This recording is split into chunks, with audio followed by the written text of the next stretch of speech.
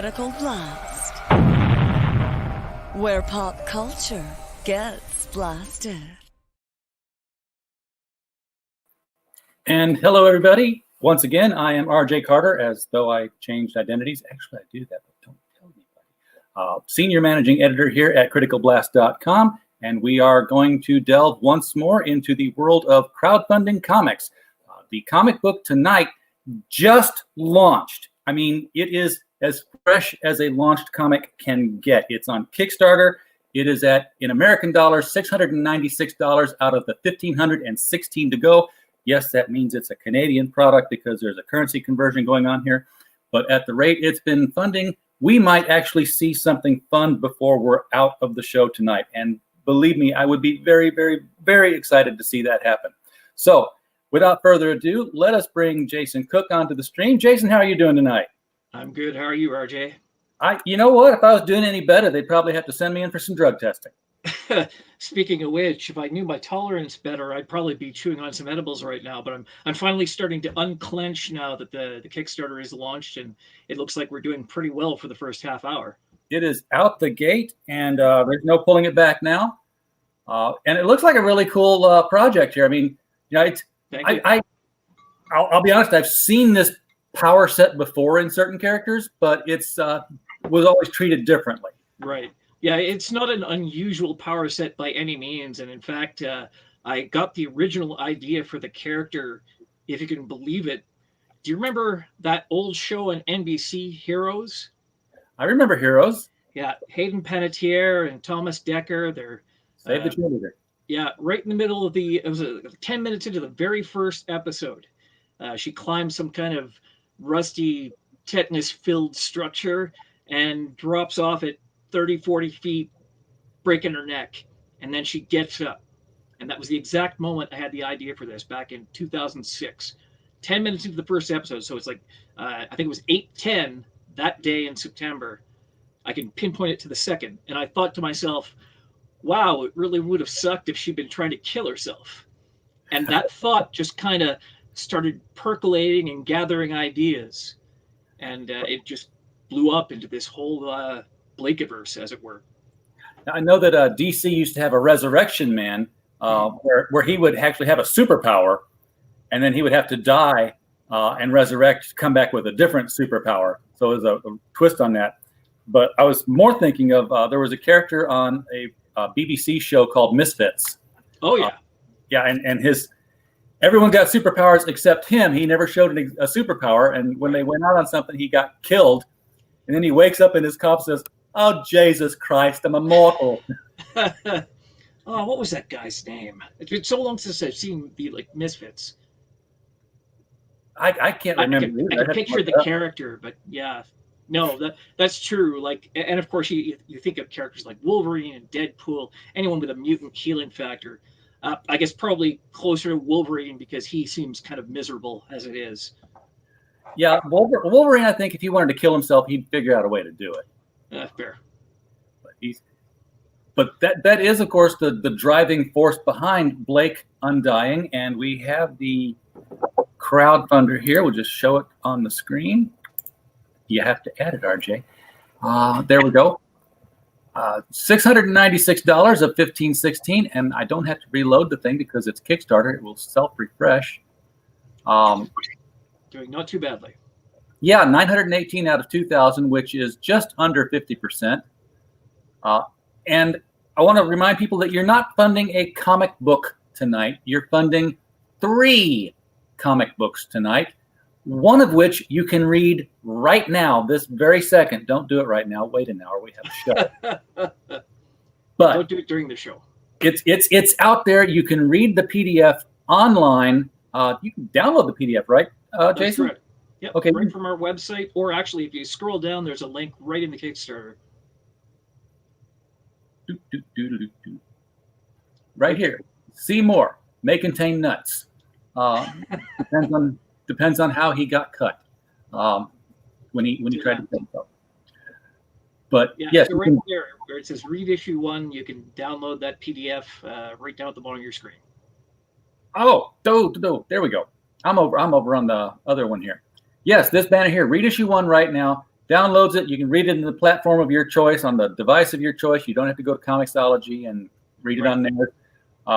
Mind you, it is on Comixology. It's the high-res version there if you prefer high-res comics. But this one's free.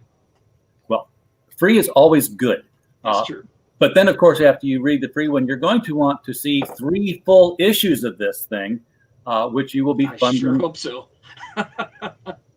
And why would you? I'm skipping the, give us a tip, give us a digital, because I'm going straight to the physical product. Let's look at the books. This is 1, 2, and 3. $14 Canadian for 3 comic books. You can't go to your local comic shop, and this is $11 US. So speaking to my US people, it's going to cost you $11 at your local comic shop to get a comic, and if you're lucky, a pack of Pokemon cards. Because what are they? They're like $5 a piece. Something like that, yeah. Who's got a soundboard? Because it's not me. Actually, that was my text message. Sorry about that. I thought we had some sound effects coming here. That was cool. I'm like, no, I really need to add that to the show. Just mobile suits incoming. There we go. We are now on silent. Sorry about that. The problem with me is I used to run the show on my phone. And I would forget to put it on Do Not Disturb. Oh, wow. And if I got a call, show's over. It was just me right out. Everybody else would still be there like, where'd he go? We're on our own. Talk amongst ourselves. 3 comic books for $11. Okay, so are these like 5-page comics here, Jason? Because No. The first and second issue are 24 pages. The third issue, actually, Ezekiel Rubio, who's the artist that did issue 1 and issue 3, he was doing so well on issue 3 that I rewrote the script so that he could flex a little bit and put in 4 extra pages on him. So issue 3 has 28 pages. And that's not including the cover. That's in interior pages. So that's 3 standard size, tiny bit bigger than standard size, for $11 US. Again, $4.99 comics in the United States right now. This is a deal that I don't think anybody's paying. Now you're getting more than that too. You're getting more than 3 comic books for $11. You are getting you're getting your name on the tribute page. We actually also have a theme song, if you can believe it. And we have that here, and we can actually play that if you want to rock out for a little bit with that. Sure. Actually, if you want to run the video for the actual Kickstarter, we used it for the backing for that as well. That is true. I did see that. Let's just go ahead and do that, and we will. Now, you wrote this, right? I didn't write it, but I paid for it to be written. Okay, I'm not going to get a copyright strike. You're not going to get unless it's coming from me. No, but you have my permission to use it today. Okay. For non-commercial means. Cool. I've had television actresses on the show before, and we've played the opening credits to their sitcoms. Yeah, I get a strike. And I've gotten a strike. I'm like, it was your show. No, a man named David Geringer did this. He did a 1-minute demo for me.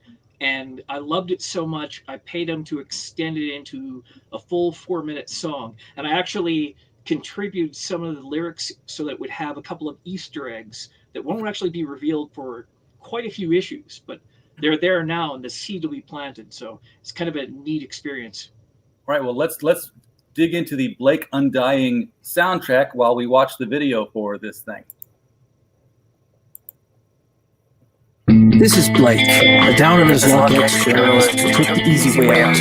Only, the easy way out didn't take. He discovers that his body will heal from any wound. Not even a toaster bath is enough to kill him. He's been shot, stabbed, poisoned, well, not blown up. I mean, he's trying to kill himself on a budget here. Look, the point I'm trying to get at is it doesn't matter what he does, he always comes back from the dead. Sounds like a great deal, you might think, until you realize that it still hurts like a bitch to die, especially when you get shot in the face. Who does that? They go home 'cause I'm defiant. They can tell me no, I'm not compliant. threaten me with death and now defiant. I'm undying, I'm undying. Sick of the corruption and the lying. Injustice only works for those who buy it. There's no escape, although I'm trying. I'm undying, I'm undying. Hi, I'm Jason Cook, creator and writer of indie superhero comic Blake Undying. I've waited over 10 years to make Blake Undying. Back in 2008, I licensed an original script to a company that was intending to develop the comic as a motion picture. As a result, I archived a substantial amount of material that I developed. All of the scripts, the ideas, the characters, literally a 5-year story arc for the character that would take him into some very dark territory. All of that went on the shelf, waiting for the day that I might get to play in the Blake Undying sandbox again, and I didn't have the confidence that that day might ever come. But now, over a decade later, those rights have reverted to me, and I'm in a better position than ever to tell Blake's story the way it was meant to be told. Kickstarter is the perfect vehicle for marketing Blake Undying directly to those sick and twisted individuals out there like myself, without having to water down the humor or the content to meet a mainstream audience's sensibilities. Right from the start, you know that there will be some that are skeptical that we can walk the tightrope of making jokes about such a sensitive topic or handle it respectfully. I get that. It's not a decision that we make lightly. That's why I've made the first issue of Blake Undying available on blakeundying.com right now as a free downloadable PDF. Absolutely free. That way you can read it, see if it's for you. The reason I'm giving it away is to demonstrate that I have the confidence in the story we've created. I have faith enough to know that there is an audience out there for the story. Knowing there are people who look at the tragedies in their own life and just have to laugh at the absurdity of it, even if it's just to stop from crying. In this time of pandemic, I feel it's more important than ever that we're able to laugh in the face of death, and that's why I'm using this trying time to create something that can bring people enjoyment. So I hope you'll join me and my incredible art team on this amazing, darkly comedic journey. Back Blake Undying on Kickstarter, launching October 19th. I'm undying, I'm undying.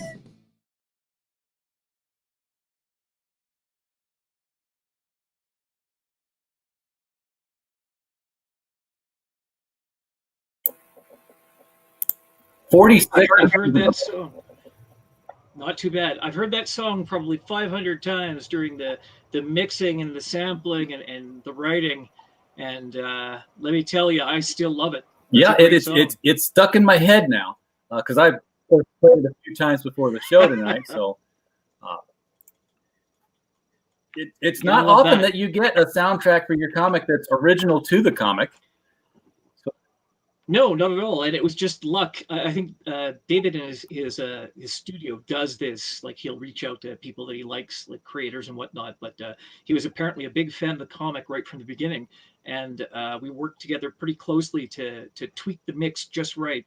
He did all the heavy lifting, mind you. Like I contributed one verse and one part of the chorus, and literally that one verse took me about 4 days to write, like 8 lines. So I have great respect for him and what he does, and he did a fantastic job. Like just some great lyrics in there, especially the play on in the third verse. There's a play on the Spider-Man, with great power comes great responsibility, and he tweaks it because of the way the Blake Undying storyline goes. He says, with great power comes great corruption, which I thought was just fucking brilliant. By the way, I could swear on your stream, right? I apologize. We're not regulated. Go do whatever the fuck you want, man.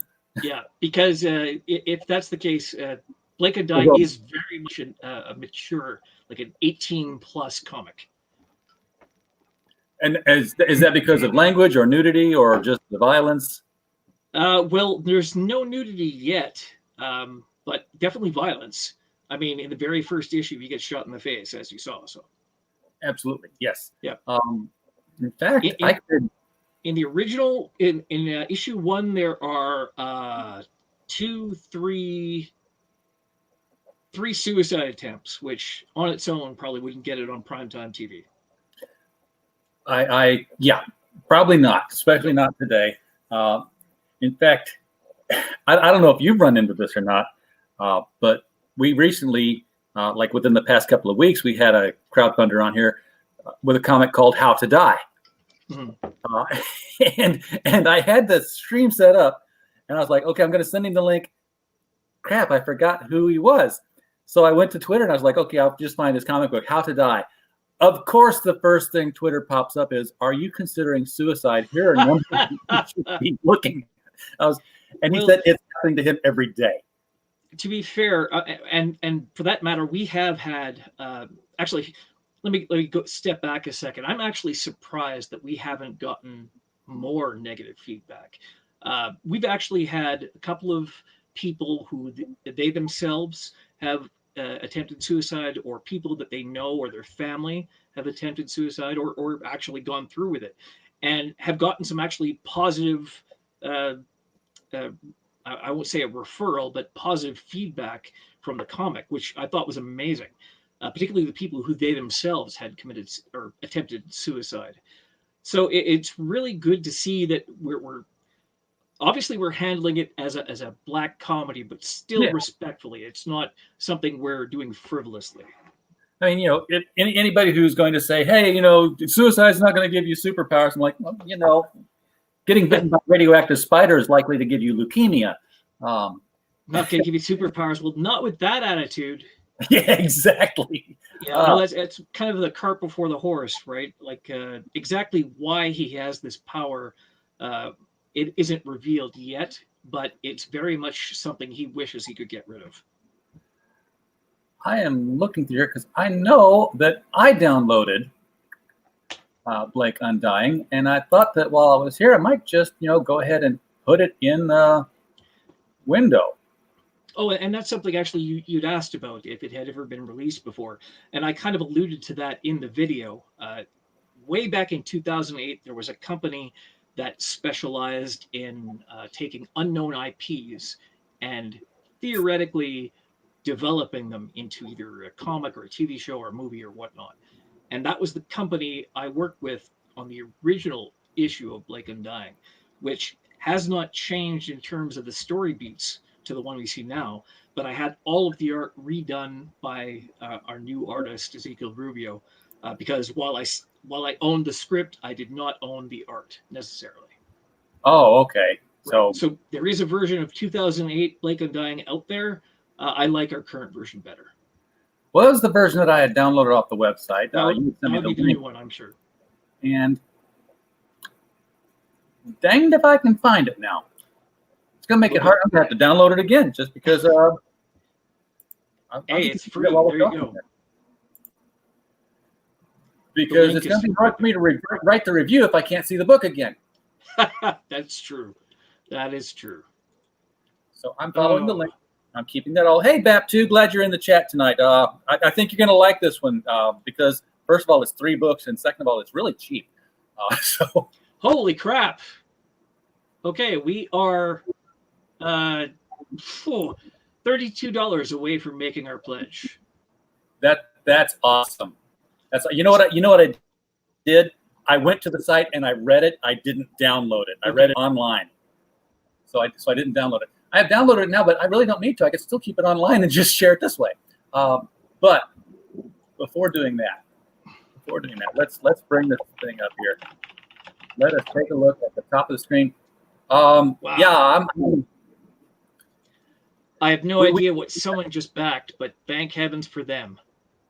I appreciate it entirely. That's crazy. I was stressing that 30 days wouldn't have been enough, and here we are at 7:20, literally an hour and 20 minutes in, and we are very close to being funded. That's crazy. Yeah, I mean, especially for a first time out the gate. I mean, once you've proven yourself, it's one thing. Everybody's going to start rolling their eyes. Oh, RJ's going to start shilling again. We're a publishing site as well. And the first time we did an anthology, I gave it like a 60-day reading window because I was like, and nobody's going to be, nobody knows who we are. We're offering, a paltry sum for a story in cash plus a copy of the Right. book. And I wanted to make sure we had enough time to get enough stories in. And we ended up getting 10 stories in that were readable out of everything that came in. We had 10. I was like, okay, well, great. I'm going to give myself, maybe a little bit bigger window for the next book, so we don't have to worry about that. Well, because we had already published an anthology and we had published the novel from another author, I couldn't keep up with the story submissions that were coming in for The Devil You Know. We got over 175 submissions for that thing, and I ended up wanting to take 10 stories, forced myself to take 20. I was like, you guys are costing me money. Quit sending stories in. Well, tell you what, next time you release an anthology, think of me, and maybe I'll contribute as well. Well, The Devil You Know Better is going to be coming up, opening up for reading soon. So there you go. Nice plug for everyone. So this is cool. 1492. That's amazing. No, there it 15 is. Oh, so close. 1508. $8 away from making this thing a reality. Am I really going to have to stop in the middle of a stream in an interview to write a thank you email? I'll wait till after, but I definitely appreciate everyone who happens to be watching who's backing me right now. You go right ahead and do what you got to do, man. Let's show people this book here. I'm going to give it full screen so they can see it. This is the cover. Suicide is the worst way to find out you're a superhero. Now, and I will admit that tagline has survived since the original comic. And a lot of people have told me to get rid of it, that it's too long. And I say, fuck that. Yeah, no, it fits fine. I love this font, too. I mean, that is actually a custom design. I worked with a very talented gentleman in the UK to design that font. And not the font, pardon me, the logo. And he's actually given me ideas. I intend to use that unique A in a plot point at some point, tied it to something I had planned midway through. But I love the NASA Space 1999 kind of. Wow, I think we're both dating ourselves that I got that reference and you made that reference. Bap2 said, just now backed it. The book looks great. Thank you, Bap2. Appreciate you as always. That was probably you that pushed it up to the 1508 here. So thank you so much. We're going to keep watching it. Yeah, I try to match fonts whenever I do the title cards of things. Just so I tried to have your name look something like your font. I did not even come close. But, not even a little bit. That's okay. It looked very metal anyway. But Tim West was the gentleman who designed that logo. And we went through a couple of iterations. And what I loved about it, in the original Blake Undying campaign, I really I struggled with the impression that I was giving people that Blake was a vampire. And it's like such a ridiculous thing. I had to literally put out, I almost changed my tagline to not about vampires.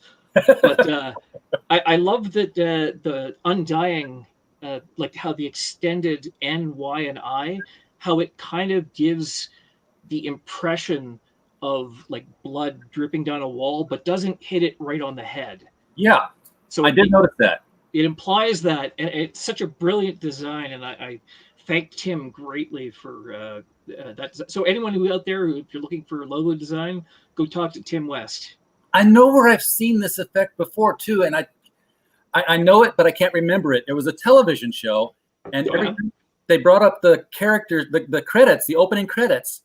They list the actors' names, and as if they had a straight line in any of their titles. I'm sitting here using my hands. I'm not on camera. That line would continue to go down off the screen until it faded off, and they showed the next character. And that's definitely what this reminds me of. I remember that. I don't remember what it's from, but I remember the effect you're mentioning.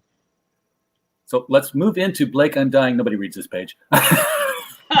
Actually, one thing I should note, I have a couple of friends who are actually social workers. So if you are someone who has considered suicide, or have people in your family that have considered suicide, right in the legal text at the bottom, there are numbers that you can call to get help or to get counseling, both in the US and Canada. I'm sure that they'll work if you're outside.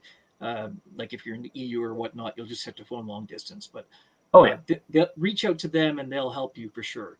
Because, I mean, obviously my story is a black comedy, but if for whatever reason you take it seriously, which you absolutely shouldn't, definitely call one of those numbers and ask for some help. Yeah, do not, if you're the type of person who ties a towel around your neck and jumps off the barn, consider reading this with a friend. Yeah, let me just say and before we go there, Jeffrey Epstein did not commit suicide.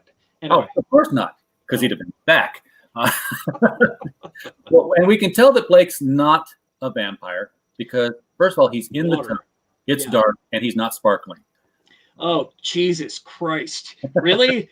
I have not seen a Twilight film, and I will go to my fucking grave never having seen a Twilight film. You will be happier for it. So very happy. And I'll tell you what, though.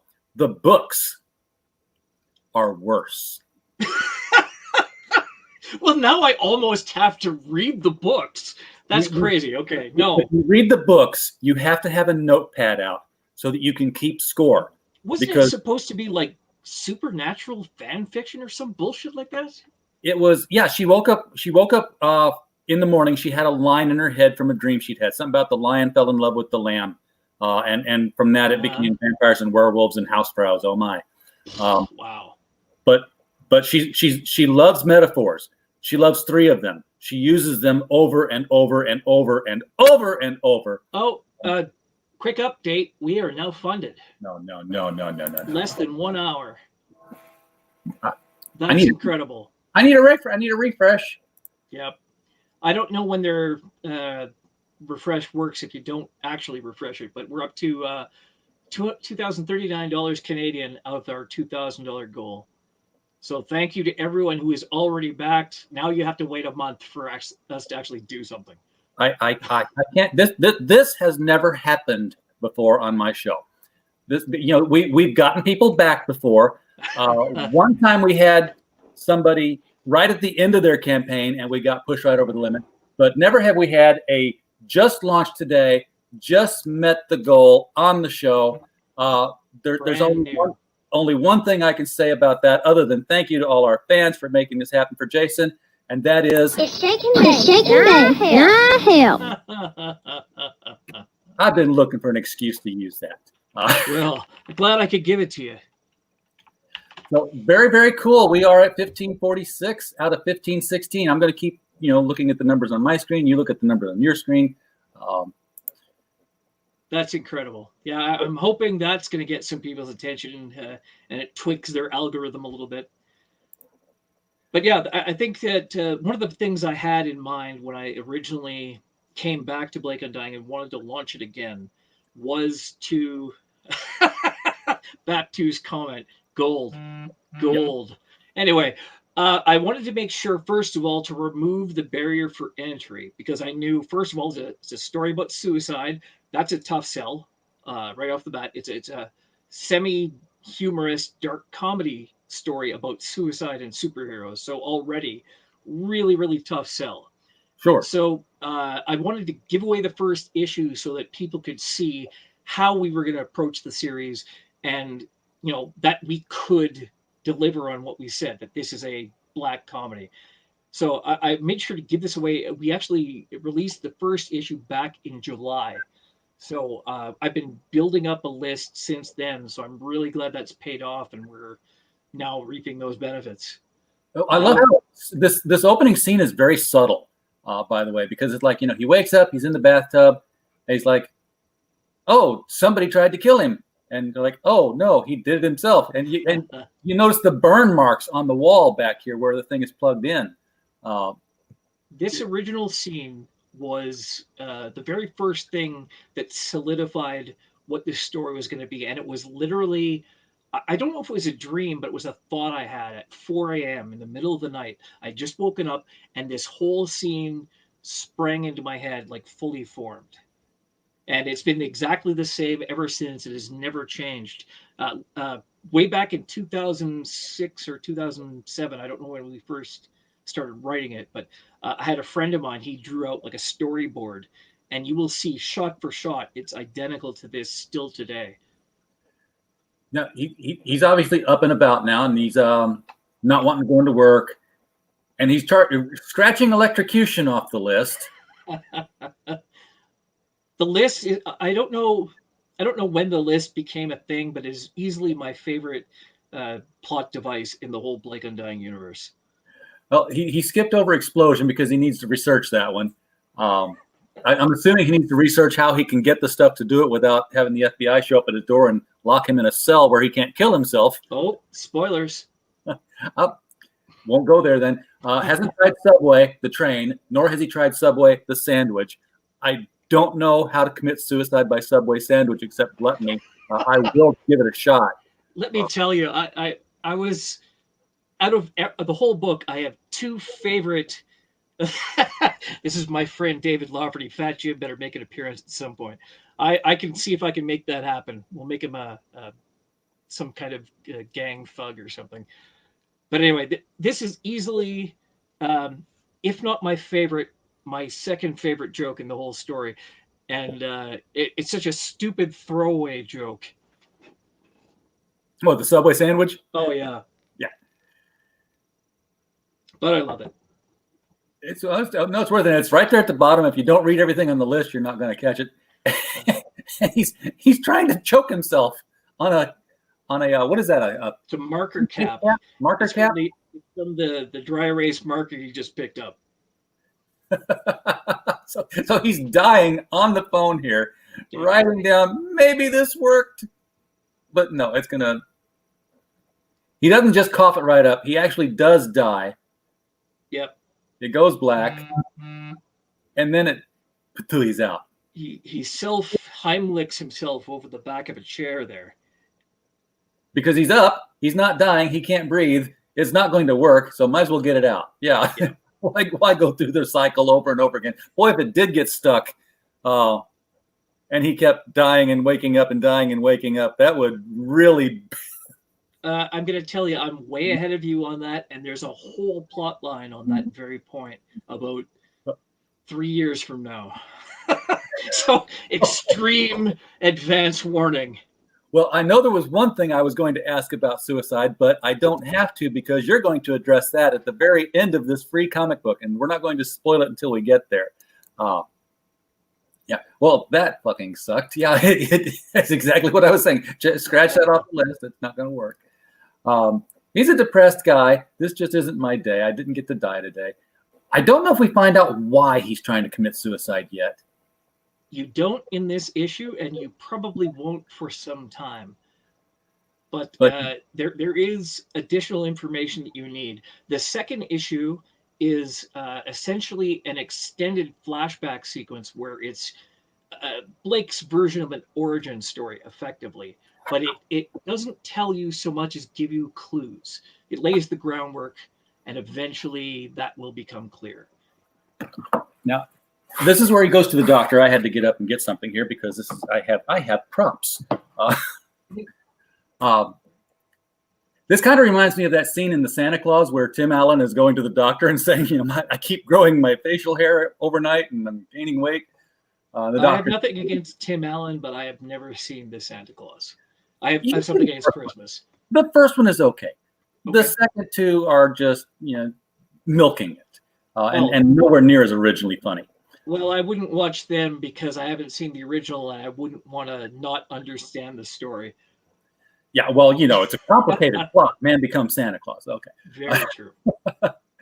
But the doctor's obviously thinking he's talking in metaphor. Blake has expected that. Actually, here's a funny story. When I went to reboot this, I actually talked to my actual doctor. And I'll tell you right now that this room is actually patterned after his examination room at the clinic I go to.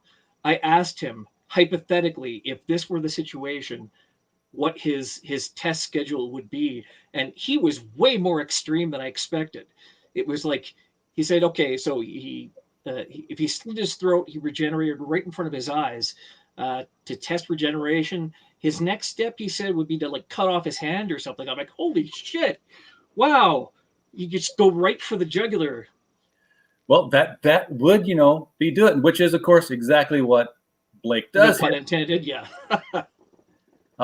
Makes a mess all over the doctor, which, can't be appreciated, I'm sure. But literally, you can see in this moment, just he's been practicing medicine for 40 years. He's known Blake like effectively most of his life, and everything he's known about medicine has just gone out the window. Yeah, I would guess so. Oh my God, what the hell happened in here? Oh yeah, I'm gonna need a note from missing work. I had to push our colorist Giovanna Plata to make that nice arterial spray on the wall. And literally, I had to make sure that it was on the right side and sprayed in the right direction with the stroke of the knife. And she did it so beautifully. It's amazing. Oh yeah. Otherwise, you'd have every armchair Dexter in the world saying that's not how it would have. Yeah. But I actually there were a couple of discussions I had with artists about placements and eye movements strictly to help jokes land, and that was one of them. Okay, I want to get back to the doctor scene here. I scrolled ahead of it here because this is why I got up for the props. Virus and threat protection. See fewer notifications. Yes, please. I read a lot of the men's adventure genre. Okay. Largely because things like The Executioner, the Mac Bolan stuff. Because I am the writer on the Destroyer series. Oh, awesome. Williams. So I try to stay. First of all, see what I can steal, and then see what I shouldn't steal. It's already been done. But there is an older series called Casca, the Eternal Mercenary. Okay. And I don't know if you've heard of it or not. I've not. By Barry Sadler, who's also the guy who sang the song The Green Berets. Okay. I know that song. Yeah. Yeah, okay. Same guy who wrote these books. Really? And Casca's first novel opens up with a dead body being wheeled into the doctor's office, to the morgue, and then summarily sitting up and saying, "Oh yeah, I'm not going to die. I'm eternal, and here's why." And Casca is Casca Longinus, the Roman soldier at the crucifixion. Oh yeah, this is Spear of Destiny. Yeah, so he's been fighting in all these wars throughout time, and he's always telling the doctor about them. And there's 13 of them. Holy crap! At least 13 at of least them. 13, I've got 4 books here of the set. I'm gonna have to look that up. That looks interesting. But that's what this whole doctor scene reminded me of here was like, I'm dead in the doctor's office. I've just proven I'm coming back. I'm obviously not going to be what you're expecting. We're still at 1546, unless I got to reload. I'm going to. I really wanted to do in that doctor scene. I wanted to bring in the doctor as sort of the scientific explanation, and later on we'll deal with like mysticism and religion and history and mythology and everything else. But he is very much the scientific input, and I love how. And I mean, I'm saying how much I love my own writing, but you know what I mean. You got to love your own writing. I guess. As a writer, generally you're neurotic about it and you hate everything. But I love how in the beginning of that scene they're talking at cross purposes, and neither one really seems to get the handle on the situation. And literally it takes Blake cutting his own throat to focus his attention on one thing and demonstrate it, and just everything just stops at that moment for him. And we're actually going to see Dr. Wallach come back in issue 4, which is titled "What Does Not Kill You," and it's going to invert the whole suicide aspect entirely. And I don't really want to give it away, but it was a great idea I had, and I'm very, very proud of it. But it turns the whole concept of Blake Undying on its head already 4 issues in. So it'll be entertaining to see. Do you remember a show called Forever? Forever. It only had 1 season, and it starred Ian Griffith, the guy who played Mr. Fantastic. He was a medical examiner in New York. It was one of those. Okay. Forever Night, is that the one? No. That Forever Night's the vampire. Yeah. Oh, right. Okay. Yeah. Forever was just it was a police procedure. It's the female cop tied with the medical examiner, who, by the way, is 800 years old. Because, but his thing was like they wrote themselves right into a corner with this. Things that didn't make sense, because every time he died, disappear. show up in the river naked. You know, and Judd Hirsch was his son, who was playing the role of his father. I love Judd Hirsch. He's awesome. He was great in that too. By the way, 16-18 out of a 15-16 goal. We are overperforming tonight. That's so fantastic. very, very If that doesn't get some Kickstarter attention from their algorithms, I don't know what the fuck I've got to do. I've got a theme song, for Christ's sakes. Buy my stuff. Anyway. Exactly. So he's left the doctor's office. What better thing to do than get liquored up? Let's go buy some beer. Of course, you can't walk into a liquor store and a comic shop without somebody walking in to rob the place. Well, why would we draw that? Just him buying stuff. That'd be boring. Yeah, exactly. You know, unless he was going to drink himself to death. He was like, you know, is this 200 proof? Oh shit! I gotta put that on the whiteboard. I gotta do some research on that one myself. I think first. Exactly. Yeah. I've come close a couple of times. In much younger days. So he doesn't care. They've got guns. Maybe they'll kill me. Probably. He already knows that won't work. I also love just the confusion in this scene, and I have to thank Ezekiel for sort of reframing the scene, because and actually this is a scene that was also in my original screenplay that I wrote, which had an additional joke that I love, but I could not figure a way to get it into the comic. Where in this scene, like, he's got his hands up, and the one thug is there with the shotgun, and the other thug is behind him, and they kind of trade a glance, and the second thug shrugs, and then in that moment, while they're not sure what to do, the clerk reaches out with like the UPC scanner and goes boop on the beer, and that's what triggers him to like flip out. And it's such a great moment, and I couldn't figure out how to do it in a fucking comic. I'm so upset. What else am I gonna do? Might as well scan the beer. Yeah, it's like it's the perfect thing to set off that moment. But here it's like, I don't have enough money for this. Do you guys take Visa? And then he flips out like, what are you doing? So, and Blake is just, all he's registering is annoyance that his day is being interrupted. Yeah, he's already dead inside. So pretty dead inside. Yeah, it's not a good thing, but yeah, pretty dead inside. By the way, not all of Blake's experiences are autobiographical, but some up the bar. Well, I hope this one wasn't, because you look pretty dead right now. I'm very much not dead. So he's confronting the guy. Actually, the guy with the gun's confronting him. Blake has no gun. There's no reason to be threatened. He's just, saying, "Give me the wallet." And also, so just to plant the seed here, you'll notice that Blake gets shot in the chest. There was actually a running joke about the number of jackets that Blake goes through various reasons, like he's stabbed or shot or burned or whatnot. So keep an eye on that, the number of jackets Blake is up to. I bet he goes to Goodwill a lot for his jackets. It's the only way he can afford them. It definitely impacts his bottom line and his paycheck. So he's down on the ground. He gets up, which is that all you got? So fire some more. That's where he gets shot in the face. Blake isn't so much a smart man as he is just a wise ass. And once again, that's definitely channeling me. I'm just occasionally my mouth gets away from me and I say something I just should not. Oh yeah, I've been there. Yeah.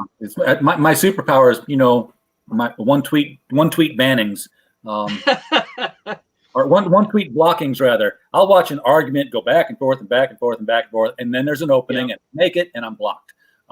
And I wasn't even in the whole thing. I just put right here. I'm just inserting.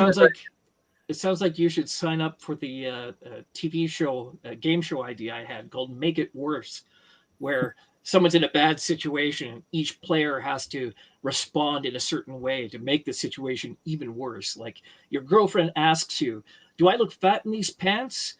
And make it worse. So your response would be, "It isn't the pants. You look fat in everything." And it can be even worse, like something really, really terrible. But that's up to the person. No, actually, the pants make you look thinner than you do without them. Ouch. It's pulling it all in, honey. Yeah, so that's Make It Worse, the game show in a nutshell. Little nutshell pitch for the game show idea. I tried that game show thing before too. Because when you're a writer, you want to write every kind of thing.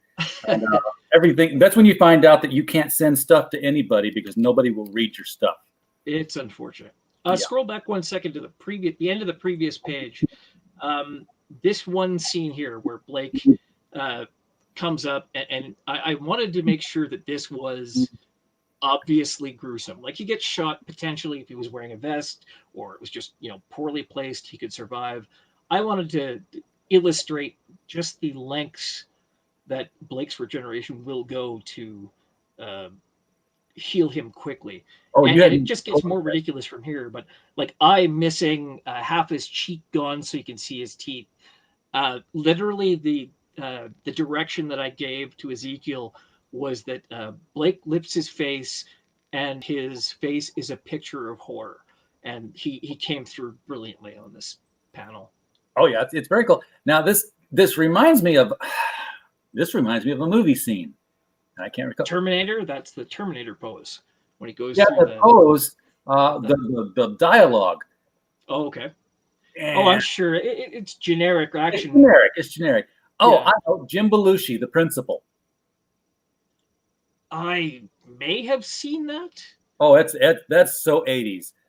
Yeah, like I'm a child of the 80s, so I may have seen that. Like, Jim Belushi, I go immediately to like shooting at him, and he runs out of bullets. He's got him pinned down, and the gun jams, and you see the light go on in Jim Belushi's eyes. He's like, "My turn." No, I don't think I've ever seen. It sounds familiar. I'm not sure if I've ever seen it or not. It was a fun movie. So it's his turn now. He's getting up. The guy's still got shots left, but I've had enough of this crap. I'm going to just charge in, knock him through the glass. This guy runs. Oh no! You're not going anywhere either. Throw him into the counter. Which there's some physical strength going on here. Blake's not in bad shape. It's not like he's just undying, but he can lift a guy. Blake has exactly two abilities at this point in the comic. One is immense physical strength, which kind of goes with the concept of muscle tearing and regrowing. Yeah. So he is definitely, and you can see he lifts the first punk off the ground bodily, and there's a guy who's at least 230 or something, and he's jacked. So he definitely has enhanced physical strength, and that is a plot point. But also, of course, he heals rapidly. Now, what have we learned from this? That's right. You don't shoot people in the fucking face. It pisses him off so much because he knows that he's not going to die, but no one else does. So it's like, why do these people keep shooting me in the face? Oh, that's a great splash page there. Yeah, Ezekiel knocked it out of the park on that one. All that foreshortening, the guy, is just coming right out of the page when he comes out of that window. Yeah. I would kind of like to do like one of those Facebook 3D images of that page. Oh yeah, glass in the air. Or get the PD, not the PDF page. Get the photo shop. Yeah, I don't do artwork with this. I use PowerPoint for everything. I'm not an artist either. Like I know composition with layers, and then you can have it animated. Do one of those and elements tools things to it that'll make it look like he's getting larger while Blake is in the background. So anyway. And this is also like one of the things that I want to do in the Blake universe is look at all of the traditional superhero tropes through the lens of a real setting. Like you've seen this 100 times. A superhero stops at robbery. Superhero saves a baby from a fire. Superhero stops a speeding bus where the driver's unconscious. Shit like that. And I love this scene where he throws him through a window. And in every superhero comic you've ever seen, no one says boo. Superman tosses guy through a window. Whatever. The guy's like, there's $50 in the till. What the hell do you think you're doing? Yeah, he's very angry that he's been saved because of the collateral damage. Well, if you're not insured, it's not my problem, buddy. I really hate to be the guy who's laughing at his own jokes, but honestly, some of this stuff does tickle me still to this day. And I like that he's saying, and by the way, you're paying for my beer. That's also a plot point, but we'll get back to that. Okay, we're going to revisit this. And yes, Murray will be coming back. We've given him a name for a reason. Murray? Really? Who names their kid Murray these days? So you watched the Mary Tyler Moore show while they were conceiving. I guess. Or a big fan of Bill. So this is his day job. This is the exciting world of staring at a screen until something happens. And this is this business he works at is called Sync Grove. It is a customer service center outsourcing company. So they do customer service for other big companies. I happen to have worked about 20 years ago in a place just like this, and it is just as soulless as this seems. Yeah. Actually, their slogan is, "We care so you don't have to." I've worked IT for 30 years, and it's all. Do you know the company Convergys? Yes. I'm not saying it's an anagram, but it's an anagram. Gotcha. And actually, you see the logo in I think the 3rd issue, and it gave some people PTSD apparently. It's similar but legally distinct from another logo. You can parody logos. That's perfectly fine. People do it all the time. Like I Starbucks say, learned the hard way that could be done. Similar but legally distinct from. Yeah. So this is paper pusher guy said, Blake, there was a flag on your benefits application. You didn't fill out your life insurance section. Well, why would he? Because he's not going to need it. He can't die. And this is one of those scenes that I was talking about. I had to give Ezekiel very specific instructions about a very subtle eye movement. Literally, just Blake moves his eyes in that scene, and there's just that one beat, and I love that so much. And it works because this is you almost expect this guy to say that'd be great. Yeah.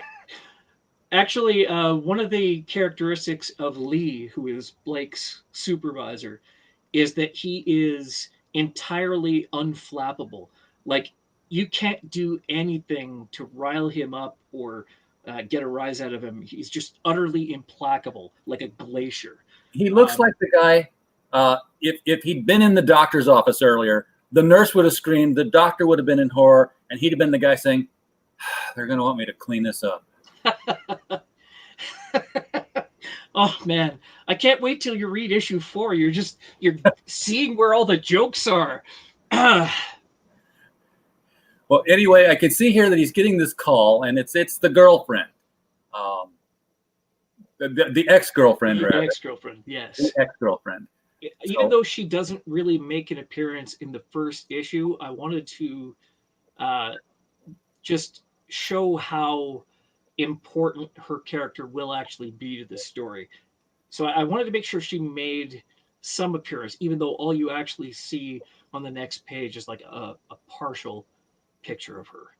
But she's going to be very important, and she is a formative part of Blake's life. Well, you'll see a lot of that in issue 2. Contact. And the reason the police are calling her is because they have his severed head in a bag at the morgue, which was why I was going to say, well, what happens if he's beheaded? And apparently we know he'll just grow a new head. Eagle-eyed viewers may have seen beheading on the board in the first couple pages with it crossed off, and this is kind of the payoff here.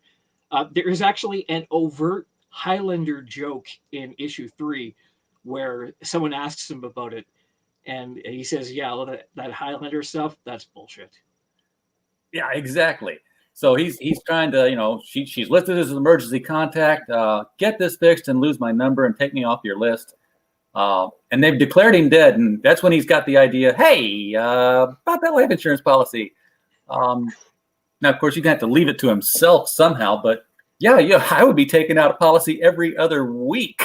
See, he has a twin brother that he just discovered named Drake. You see. I see that. So here's my question, Mr. Comic Book Writer guy who thinks of all the logic behind this.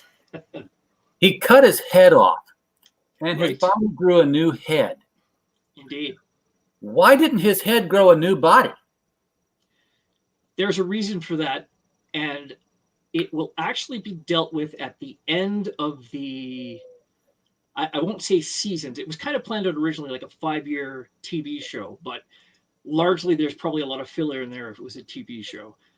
But God, not the help desk. I know, Bab2, right? If I showed you the actually, let's see if I can bring up the. I'll bring up the logo in a second so you can see it, because it's hilarious. But yeah, if he cuts off an arm, the arm does not grow a new body. Think of it like an earthworm. But yes, he will grow a new head, even though that's patently impossible. But that also triggers a whole plot line about, okay, if I've grown a new brain, am I really still the same person? Like, do I have all the same memories? And would I know if I'd lost something? Exactly. Yeah. So, if the body grew the head, the brain is new. Exactly. So you start to wonder, like, what is the seed of identity? Yeah, that's why I was wondering why the brain didn't grow the new body, because that's the brain part. There's a reason that it's done this way, and it literally will start paying off at the end of the first year and continue to pay off for the next 3 years. See, this is one of the things I've thought about this particular regrowth thing ever since Len Wein and Bernie Wrightson did Swamp Thing. And there was an issue where he ran into another Swamp Thing that didn't talk, was protecting some girl like Frankenstein in the movie. And he finds out that, well, he lost his arm like 6 issues ago, like a year ago, and the arm grew a new body, but it was just this dumb, brutish thing. It didn't have his mind to it. Not to spoil anything, but in issue, I think it's either 6 or 7, it may have been moved to, but he gets a hold of some explosives, and let's just say that he doesn't survive intact per se, and his remaining genetic material becomes important. So exactly how, I'm not going to say, but there is a plot line that deals with that exactly. It's off of the it's when the government starts getting involved. There's actually there's a domestic terrorist group in the story called Sudden Dawn, and their whole thing is they like to blow up government buildings, but they do it at night, so they're not killing any of the rank and file guys. And they're really like all about the Treasury, the Federal Reserve, and whatnot. They're mostly peaceful domestic terrorists. Peaceful domestic terrorists, yeah. But the whole concept, like Sudden Dawn, right? It's the middle of the night, but they blow something up, and it's Sudden Dawn. So sky lights up. Yes. So if he straddles a guillotine and it just kind of like bisects him, you can't say. Let's just say I have not missed that aspect of the story. Okay. So in case you've been following along, we've been playing Stump the Comic Book Writer. And you haven't stumped me, but it's like, how can I talk about it without talking about it? So that is stumping me. Yeah, don't spoil things that haven't already been shown. Well, literally these plots would be 10 years old at this point. So I've kept it this long, and I've really wanted to tell people like one specific plot line because I am so proud of it. And I think it's really going to be like a holy shit moment for people. But I love that when I'm watching a bingeable series and there's that turn where the bottom drops out, you're like, holy fuck. I want to give people that, and I don't want to spoil it ahead of time. And I think I've got a pretty good one coming. Well, I don't know what people are backing to have gotten you over the $1,640 mark, because I see 3 of the basic layers, three backers on that one. So people are going for the bigger packages here. which is good. If you know what I mean. Anyway. Yeah, nudge, nudge, wink, wink, say no more. So let's look at this. The $16 package. The Canadian 20, 16 American, one backer. And this is where you get 1, 2, and 3 in digital. Then you get the scripts in case you want to see, how the sausage is made. I'm unfortunately, I write a lot of like background information and useless background information into the script just to give kind of the artist an idea of like the tone or sort of just their own mindset of the character as they're drawing it. So the script actually has a lot of additional information in it that's depending on the artist really useless, but I like to have it's rather have it than not need it, as they say. I love reading the scripts, and here's the physical one. Canadian 35, American 27. You get 1, 2, 3 physical, 1, 2, 3 digital, PDF scripts, download of the MP3, the tribute page recognition. Now the tribute page, is that on the web page or is that? No, that'll be in the inside back cover, like where in the download today has the upcoming issues and like the back our Kickstarter thing. When the actually first printings go out, they will have all the tribute page in the inside back cover. So we'll have a whole list of everyone who backed. And if you backed at this level, you're listing on the tribute page. Quit going over the box, Arrow. You will be listed as a henchman. Right. So you backed at this, and then all PDF comics from Kickstarter partners. Now, okay, there's a lot of Kickstarter partners out there.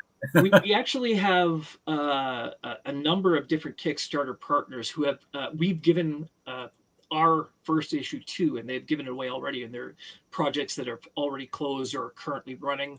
And we're going to do the same. We're going to give away their first issues. So let's just see, who do we have? Go through the list. Honor Vincent, we have Andraste, which is a turn of the century story about oh God, I can't remember her name now. It's the rebellion in 60 AD where some Celtic types resist against the oncoming Roman Empire in Britannia. So Boudiccan Rebellion, that's what it is. I couldn't think of it for some reason. We also have Freak Show Night by Jonathan Hedrick. We've got the first of his, I think it was Freak Show Princess, I believe. We've got a couple others as well. I'm just going into my... I don't want to miss anyone. But the clarification I'm making here is that it's all of your Kickstarter partners. Correct. Not all of all Kickstarter partners, no. Just the ones that are partnered with me specifically. Okay. So that'll be listed somewhere down here further. But Savage Sasquat as well, which I think is just a fantastic idea, but completely insane, which is why I love it so much. We'll be giving away the first issue of that as well. Easily one of my favorite things I've discovered this year. Sorry? Savage Sasquat? Yes, it is just like it sounds. It is a Sasquatch astronaut. Essentially Bigfoot in space, and why he's in space is part of the mystery, and he goes on like a whole space pirating thing. Bigfoot's been coming out of a UFO since Steve Austin was the $6 Million Man. That's no big deal. Well, yeah, but at least then it was a love story. At least if you believe Venture Brothers lore. It was Andre the Giant in the $6 Million Man playing Bigfoot coming out of flying saucers. Crazy. Just crazy. Oh, $70 pledge level, 54 American. You can be a crime lord. Indeed. 3 people have backed at that level. Which is also you get some of the physical rewards, but also you get a digital version of Blake's Diary, which was actually a exercise I did back during the original Blake campaign in 2008.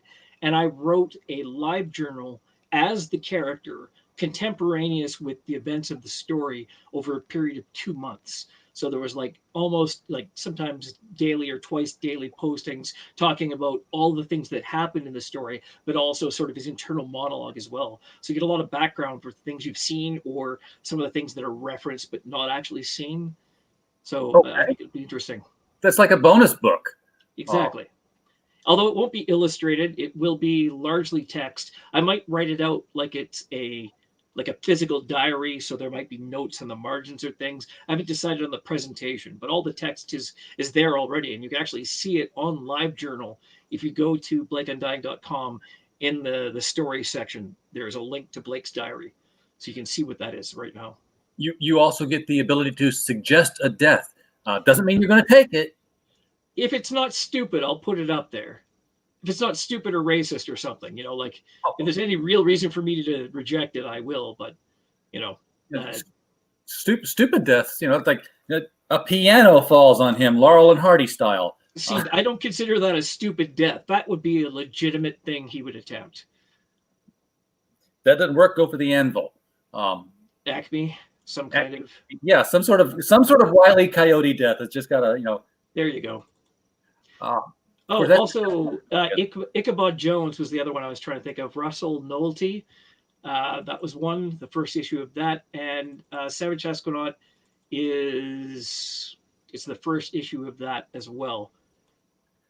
And again, fantastic. that one up because that's just Wes Hartman is the writer on that. He and I collaborated, so he gave away Blake Undying #1 back when his campaign ended. And he had a fantastically successful campaign, I think 2 weeks ago or so. I'm going to bring us up here because one of the other bonuses on this track is this tier is the T-shirt, which you are wearing. Actually, we have several designs. If you go back at the character page as well, there's Jeff has a Wolf 359 was an inside job shirt. We're offering that one, and some of the other ones as well. Actually, I have if you check your shared images right now, if you allow me to do it, you can see I've shared the Sync Grove logo. So, is that in the way? There we go. Hang on. So that is like, if you've seen the Convergence logo, similar but legally distinct from. It's just a thought. Yeah. So I love logo porn. So like I'm a big fan of like a nice stylish logo, which is why I love Tim's design. So Sync Grove has a shirt. There's actually a shirt for the fake comic store that Blake goes to called Hidden Planet. And that actually becomes, here you see that there. Bring that up here, and it's you want to go for Hidden Planet t-shirts. There's a really nice shirt. It kind of I wanted it to kind of evoke the old space Lego icon, which people who are my age would remember, or I guess nowadays it's all the Lego movie. So that spaceman had the logo, and it's new again, but I wanted to evoke that, but still be kind of a edgy comic book logo. And a friend of mine, Dan Beach, did that, and just a fantastic logo. I love it. So that's that's another logo that can be on a T-shirt. That will be on a T-shirt. That's correct. And there'll be add-ons as well if you want like additional T-shirts or some of the other designs. I haven't put the add-ons up yet, but they will be going up sometime in the next 30 days. Well, I'm going to say, if you got stretch goals, now might be the time to start thinking of them. Well, I do actually have stretch goals. One of the things I had actually discussed with David was the possibility of adding an additional song to the soundtrack as well. I wanted something kind of a downbeat, maybe like a Soundgarden or something bluesy, sort of a Blake's Lament. So it'd be like the B side of the Blake Undying soundtrack, released on a 45 or something for all the hipsters. Absolutely, yeah. Bring us back to this. I'm just looking. I was scrolling down. This was the Crime Lord level. We got the T-shirt, and of course, the MP3 tribute page will list you as a Crime Lord and all PDFs. Retailer front. I'm so glad to see this because retailers get shut out of crowdfunding so often. So this is Canadian 200, about 152 American. Legitimate businesses, quote, quote. So you get 10 copies of Undying 1, 10 2, 10 3, and of course, you don't get 10 copies of the digital. I mean, come on. It doesn't seem fair. I'm joking. Well, I could send you 10 copies of the digital, but I'll just name them all like number 1 to 10. Yeah. So that's very cool. You get basically 30 comic books for $152, saving on the shipping because they're all going to come in one box. I'm assuming that you would do that. You're not going to be Diamond and ship one book per box. No. All the fulfillment is actually being done by a company in the States that will also be doing the printing, and they do great work. So it's like a one-stop shop for logistics, fulfillment, and the printing of the comic itself. Okay, so this immediately guarantees that when our stream is over, I am going to take this link and send it to Cosmic Comics in Belleville, Illinois, so that Dave Dyer can see this. Excellent. He is a big backer of independent comic books, and he is going to be with us this Saturday at 7 p.m. because every other Saturday we have the LCS Guys show, where we have Yule Carter from Berkeley, Michael Tierney from Little Rock, and Dave Dyer from Belleville, Illinois, this side of St. Louis. And we just sit down and talk about what's going on in the industry. Last Saturday, last LCS show, we had Bill Willingham sit in as a special guest with us and chewed the fat with him. We don't have a comic book artist, writer guest yet, but it could change. You never know. But yeah, he gets a lot of stuff that's been kickstarted, and then he puts on the back wall because he's got to sell it for $25 a pop because that's what they're going for. This maybe not necessarily so much since it is such a good entry point on it, but we'll see what he has. Wow, you can be Thanatos. Pledge $3,000 Canadian or $22.75 American. Tell us what you get with this one, because this one's a special one. This is the Hail Mary one that, I hope one day maybe some rich guy will happen to stumble across it and go, yes. Essentially, you are self-funding issue 4 Blake Undying now. And it'll be dedicated to you. We will send you a copy of it slabbed, signed by myself and the art team. And you'll also get like the original 3 issues as well. You'll also be able to sit in with us and see work in progress artwork and sit in with myself and the artist as we discuss the story and the planning stages of the comic. So you'll have a full end-to-end experience and really be part of it. And your name will appear on the credits page, which is the inside front cover next to mine and Ezekiel's or whoever whoever it is, patron. Very cool. Yeah, the patron. That's how it used to be done. Artists had patrons. Exactly. You start and your patron paid you to get your art when it was done. Now, if someone likes this Blake Undying as a concept, they want to see us go ahead, we'll start making issue 4 right away rather than run a second. We're going to be doing another campaign essentially for each subsequent issue now that we have our first 3 out there. Issue 4 will be sometime near the end of the year and will be probably delivered early next year, and so on and so forth, month to month. Well, let's talk about what's out there and what's ready to be delivered then, because that's something I haven't asked yet. You're funding the first 3 issues. Obviously, we know the first one is done. We just read it. That's right. Are 2 and 3 complete? Issue 1 and issue 3 are done. Issue 3 still, there's a couple of pages that still need to be lettered, but it is done. All the artwork is done. Issue 2 is about halfway done. We had some issue with we had 2 artists, right? They alternate issues, and we unfortunately had one of our artists who's going to be joining us. Unfortunately, he wasn't able to make his arrangement, so we were kind of held back on 2 a little bit. So we've actually got 3 done before 2. But technically speaking, because 2 takes place entirely to Flashback, you can really read 1 and 3 without needing to and not miss anything. I mean, you'll need it eventually, but if you wanted to, you could read 1 and then 3. That's not going to happen ever again in the series, so this is kind of a one-time thing. It just worked out that way. But 2 we anticipate to have done by the end of the campaign in 30 days. I think right now we are up to page 16 of 24. Oh, yeah. If unless your artist comes down with COVID or something. Why did you say shit like that out loud? Damn it, RJ. Don't taunt Murphy. What's the worst that could possibly happen? What's the matter with you? I'm going to throw salt over my shoulder or something now. God. Because everybody knows that's the curse. To say that. So if Yeah. you- What else could possibly go wrong? Nothing could possibly go wrong. Let's split up. That's another good one.